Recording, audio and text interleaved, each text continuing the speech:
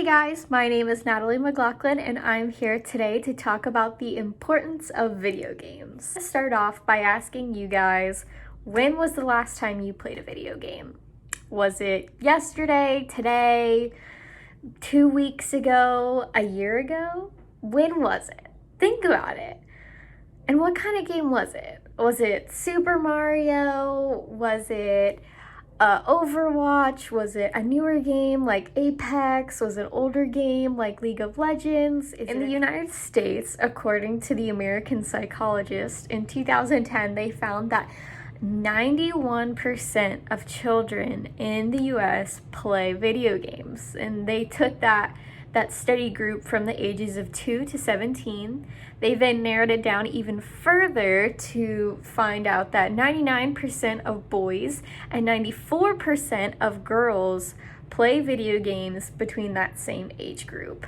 In fact, video games are essential to children's learning and the development of their brains. Now to talk about the importance of video games for developing adolescents' brains.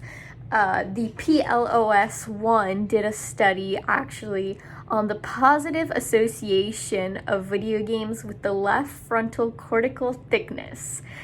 So that's a mouthful. So I included an image here that kind of details the frontal cortex of your brain.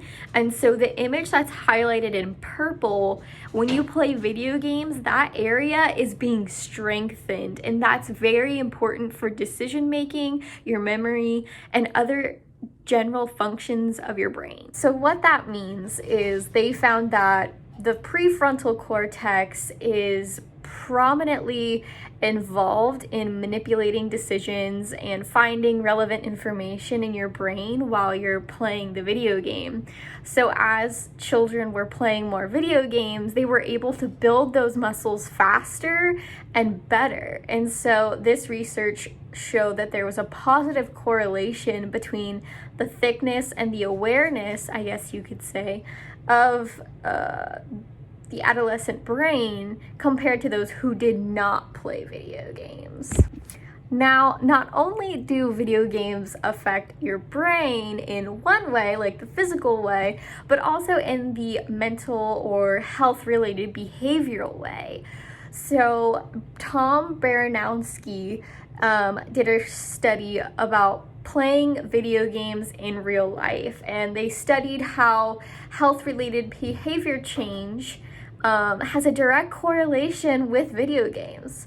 There is a new theory called the social cognitive theory, and it's based on the likelihood model of the different steps of attention, retention, production, and motivation. So what this study focused on is how video games force people to stimulate the different parts of their brain all simultaneously.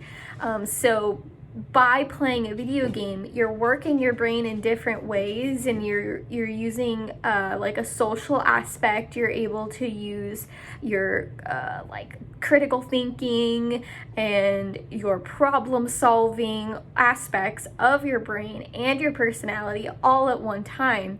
So that's why video games are so important to developing the health-related behavior change in adolescents.